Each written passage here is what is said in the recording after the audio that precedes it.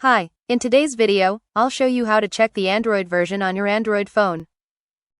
First, open the Settings app on your Android phone. Next, scroll down and tap About Phone or About Device, depending on your device. Then, tap * Software Information if you see that option. On some Android phones, the Android version is displayed directly in the About Phone section. Look for Android version to see which version of Android your phone is currently running. You may also see additional details such as the security update, build number, and kernel version, which provide more information about your device's software.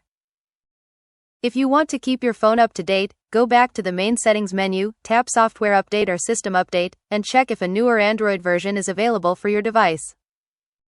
Remember that software updates depend on your phone's manufacturer and model, so not all devices receive updates at the same time. That's all. You've successfully checked the Android version on your phone. Happy watching. Don't forget to subscribe for more.